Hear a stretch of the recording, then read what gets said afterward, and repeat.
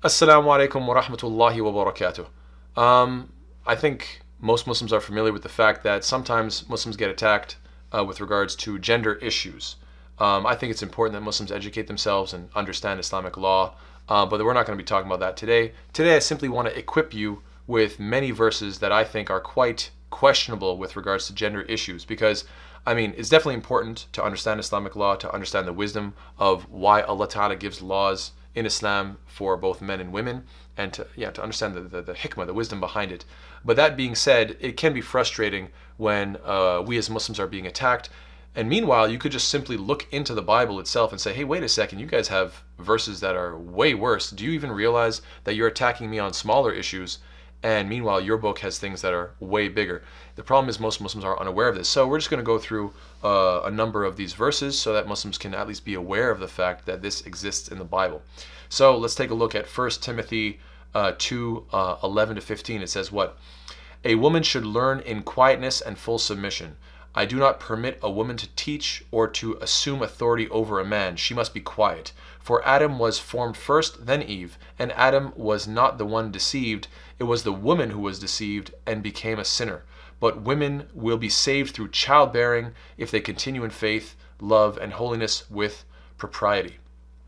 So it seems here that women shouldn't teach or lead men in any capacity whatsoever. Why? Because Eve led Adam astray, and therefore any woman that tries to lead any man in any capacity is going to lead to some sort of a disaster. And therefore, if they're only supposed to be quiet and listening and submissive, what is their salvation in? They're not supposed to be teachers. They're not supposed to be worrying about education. What are they supposed to be worried about? Their salvation is in what? In submission and reproduction only. Just make babies. So, subhanAllah. It's in the Bible. Let's keep going.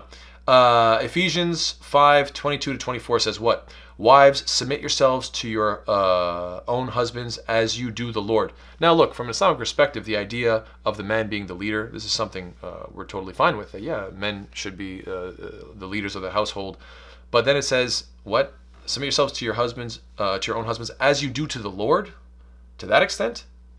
Seems a little much. For the husband is the head of the wife, as Christ is the head of the church, his body, of which he is the Savior. Now, as the church submits to Christ, so also wives should submit to their husbands in everything. That's another little added emphasis there. Again, from the Islamic perspective, we do think that the man should be the leader, and that women should try to try to be led and allow themselves to be led and follow the man's leadership, and that's a beautiful thing. But so long as he is in submission to God, and so long as he is, being a good leader, right?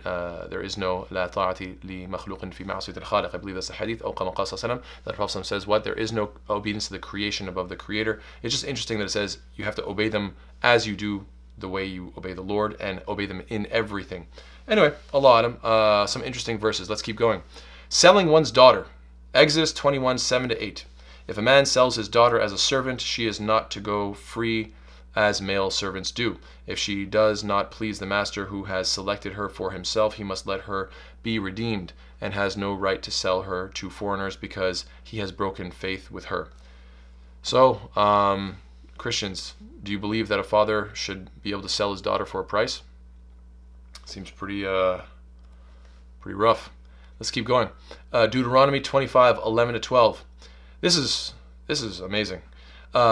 If two men are fighting, and the wife of one of them comes to rescue her husband from his assailant, and she reaches out and seizes him by his private parts, you shall cut off her hand, show her no pity. So let me get this straight. Two guys are fighting. The guy who is the aggressor, the assailant, he's beating down this husband.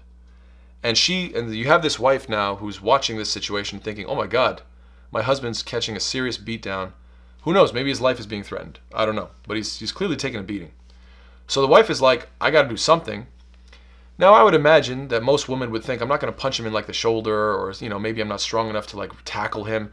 I got to give him a low blow. I got to hit him where it hurts, right? Because maybe I'm not as strong. I think that's a reasonable thing to think. So she's like, I got to help my husband somehow. So she goes and she reaches out and seizes him by his private parts. So she gives him a low blow. She hits him where it hurts, simply put. I would think that she's kind of the hero. Is she not? Is she not trying to save her husband from this terrible beating? Is she not like the hero in this scenario? Now, if she's not the hero and she maybe took it too far by hurting this man, is it really necessary to cut off her hand?